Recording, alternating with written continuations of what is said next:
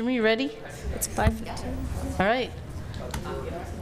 It is 5:15 on Thursday, the day after tax day, April 16th, 2015.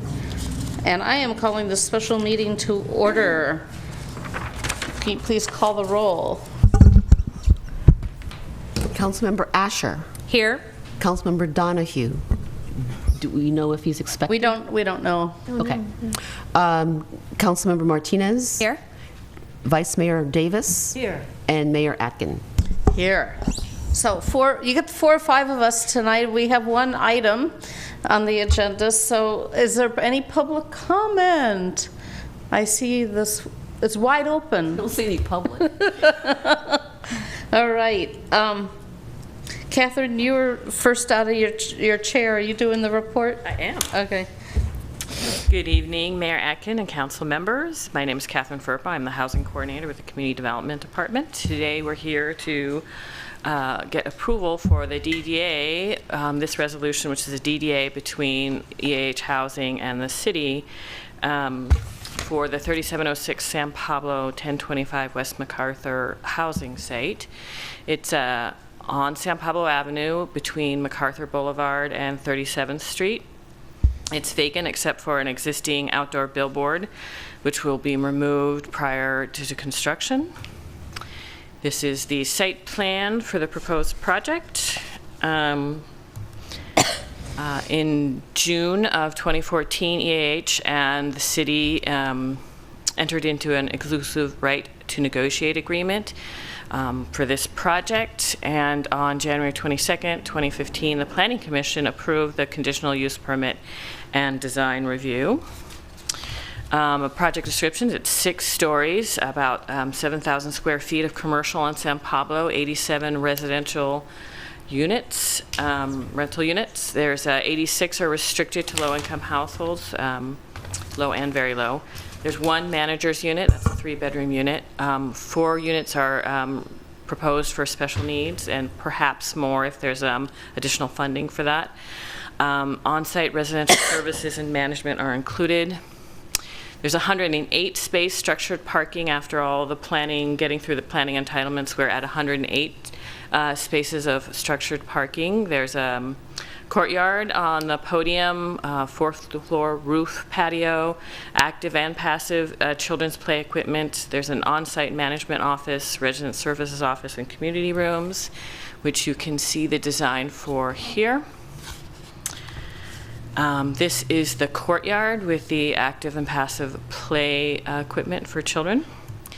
The unit distribution has 5% studios, 9% 1-bedrooms, 52% 2-bedrooms, 26% 3-bedrooms, and 8% 4-bedrooms. The affordability is 30% of the units will be reserved for people at 30% of the area median, 10% of units will be for people at 40% of the area median, 41% will be at 50% of the area median, and 19% will be at 60% of the area median. Jumped ahead. The costs are the acquisition costs, hard costs about $32 million, soft cost about $8 million, developer fee of about $1.4 million, and some financing fees to total us at nearly $46 million for this project. The permanent source of funds are the land value, which is what the city is bringing to this deal. There's quite a few funding sources. I was actually just in a conference that said the average number of funding sources for affordable housing project is 14. With our construction funding sources, I believe we're at 15 or 16 at this point, and we're going to be coming in with on May 5th with another hopeful funding source, a grant source. So you'll be seeing some grant funding proposals in the future to get us to where we need to be. The developer obligations under this DDA are to construct a residential rental unit with 87 units, to submit a funding application to TCAC for no later than July 2017, to provide the city with evidence of TCAC approval by October 2017, and prior to closing, securing all the approvals for the development, which is the including the building permit. In addition, they have to sign a ground lease, which is one of the things is attached to this DDA, to commence construction no later than 60 days after the closing of escrow. And EHH is leasing this from us in an as-is condition, and they're required to enforce the affordability restrictions for 55 years. Under the agency's obligation are to lease the site to the developer for $1 for those 55 years of affordability. And prior to the close of escrow and ground lease, the city will implement the site cleanup plan approved by the Regional Water Quality Control Board. As part of this DDA, we actually developed a report that's required under a redevelopment law called the Section 33433 report, which showed that with the affordability requirements that the land is not worth more than $1 a year, and it shows that the covenants and conditions that we were putting on it actually create a Negative balance. A negative land value. With that, we asked you to approve the disposition and development agreement. All right, well, this is actually a public hearing, so before I open the public hearing, are there any questions for staff from council? Can we hear from EAH, just briefly, any comments? You want to do your presentation? Well, probably not the whole thing. Zip through it. It's pretty.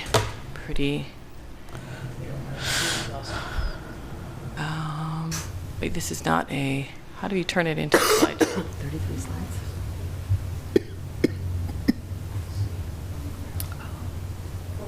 It's not a PowerPoint. It's a PDF. Full screen. Oh, full screen. God, there's so many. I can't see it. Here, and hit that button. Well, while you're doing that, I have a separate question. Thank you. And this button. Okay. But before EAH comes up, I have a separate question, which is the TCAC meeting, that tax committee.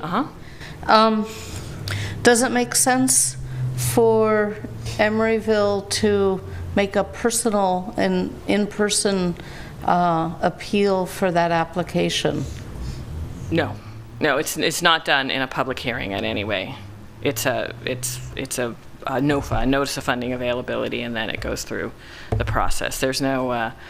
I mean, we will actually sign. We actually review the TCAC proposal. So the developer puts the TCAC proposal into HCD, the tax credit, and then they send it to us, and we actually review it and approve it and send it back and send that approval back to them. So that's sort of the process. Okay, I only ask because I had the experience when Bay Street was under construction for the housing portion that the bond issuance for that, they wanted a phase, and they wanted to issue half of the bonds and then come back for another. And because of the complicating factors around the construction, you couldn't really phase a project like that. So we went up, the city manager and I went up in person and gave an appeal, and we were told that's the first time anybody's ever shown up in person, but we got the whole bond issuance at that time, and we didn't have to run through this like infeasible, impractical phasing Right, thing. and that was a 4% credit. It was with SIDLAC, not TCAC, so it's actually slightly different, right? I mean, it's a bond issuance, and we're not talking about that exactly here, but it's a different thing. But just sometimes going to Sacramento and having FaceTime will strengthen an application. So I'm just wondering if that makes sense. But Maybe Mary can answer that question. okay, I have a question for Catherine. Okay, now? Yeah, Okay, can I ask? okay, wait, sorry, Mary. Sorry, Mary, yeah. Jack has another question. I had a question about this, reading the staff report. So I'm on page 4 of 7, and one of the bullets about little more than halfway down, says enforce affordability restrictions of 65 units at 50% of median income and 21 units at 60% of median income for 55 years, pursuant to the Affordable Housing Covenant. So then what happens to the ones that are at 30%? Those are where? And how long is that for? They're nested within, Stand at the microphone. I'm sorry, they're nested within the other affordability. And actually, that's, Matt and Felix could address this more articulately than I can. I brought along two financing experts here, but that in order to compete effectively for the tax credits, Right. We will be required to provide a tranche of units at that level. And then the covenant says that that's required for 55 years? Yes, under tax credits, we're going to commit to that. Okay, great, yeah. accurate, Matt? That's, okay, thank you for that. Yeah. Deep in here. Yeah, when I read later on, I noticed that it was part of the discussion, but it just wasn't in the summary, and so I just wanted to clarify that. And responding to your question, Mayor Atkin, we'd really appreciate your enthusiasm and willingness to go to Sacramento. And regrettably, the way the tax credits work is that there's so much competition for so little resource that they have this all nailed down to a angels dancing on the head of a pin scoring system. And regrettably, you going there would have very little impact, but we'd still be delighted if you would like to make the trip. Okay. They probably never see anybody besides developers showing up to these meetings, but All right. thanks for the vote of confidence implicitly. That, Yeah. it's an important project to us, too. We really want to get this done. Okay, so Well, we I have have a a few... question for Oh, you, please Mary. go ahead. There's very generous timelines here. Best case, given the underlying pulling together all these pieces of funding, when can we expect to see this building ready for occupancy? Well, it's actually harder now than it ever was, and we were just... I appreciate Yeah, that. it's really difficult. So actually, I'm going to ask Matt to work on that question, because one of the issues that all the affordable housing developers face is that we're only allowed to apply for each little piece of financing. There's one window a year to apply, with the exception of tax credits when there's two. And you have to get all of the sources of funding pulled together before you're allowed to apply for tax credits. So if that happens a month after the deadline for the first shot at that during the year, you have to wait for the second, et cetera. It's just a Byzantine system. We've already done some good fundraising on this and identified two good sources totaling, I believe, $3 million, Matt, and we still do have a gap, but I'm going to let Matt... And Mary, is that $2 million from Oakland secure? Do we have it in our hand? Got it right here. Very good. So the check is not in the mail, it's in our hand. Yeah, well, not quite, but it's legally committed. Sorry, I'm not speaking in the mic.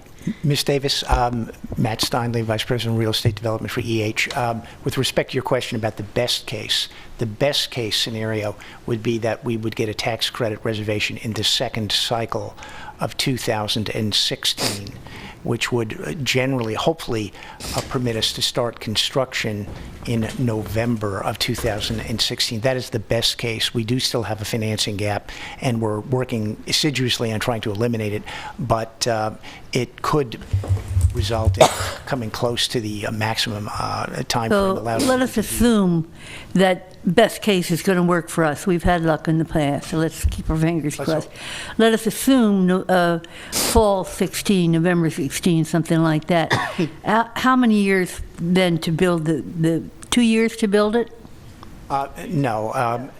I'd like to ask Felix to speak to the question of where we are with our discussions with L&D on the probable time from the notice to proceed to substantial completion. It should be around 18 months. And Say again? Around 18 months. Even better. And then we typically, there's a process after we get, the certificate of occupancy from the city that we have to go through for the leasing. We start about 6 months early, but we typically allow for projects of this kind about 4 months to get to call it sustaining occupancy or 95% lease up. From that time, we like to beat it. I think we will beat it for a project as lovely as this is going to be, but that's typical. It's a beautiful project. Thank you, Mary. Okay. So Felix is here also. So Young, who's been the project manager, and I want to be respectful of your time. You guys were very nice to come out and have a special meeting to help us get this DDA done so we can make a deadline for a funding application. Of course. So we don't want to keep you here past dinner time. We do have some slides we could show you. If you'd like to see them, we can zip through those. But the main thing I wanted to say was just thank you so much for coming out for the special hearing, because I know you guys have other things to do besides go to meetings. And we already talked about the fact that we still do have a gap, and we've lined up some funding.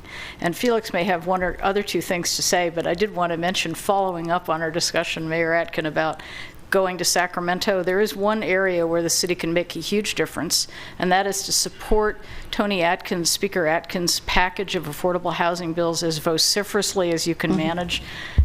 Unleash the lobbyists along with the hounds, send them to Sacramento. I think this is our best shot in many years to get funding through that Mayor Brown isn't going to oppose. He apparently is very respectful of Speaker Atkins, and so now's the moment. Okay. So with that, I Yield the mic to Felix. Is the public hearing open? if there's no more questions of the applicant and the staff, public meeting's open. Come forth and speak. I'll give you 30 minutes each. Don't make that deal, someone's gonna pop up. Going.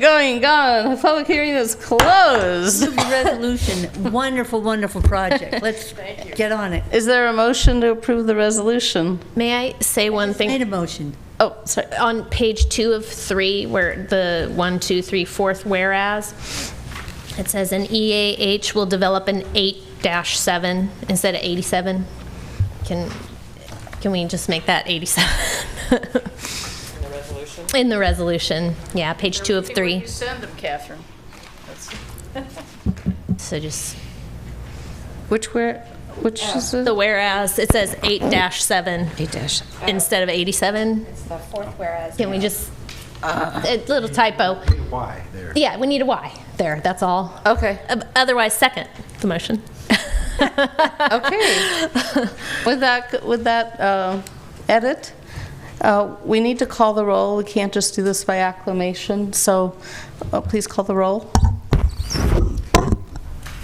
Councilmember Donahue, Yes. Councilmember Asher, Aye. oh, sorry, Councilmember Martinez, Aye. Vice Mayor Davis, Aye. and Mayor Atkin. Aye. With that, this meeting is adjourned. Pretty good, Ruth. Hey. Would you like to see some pictures now that we're adjourned?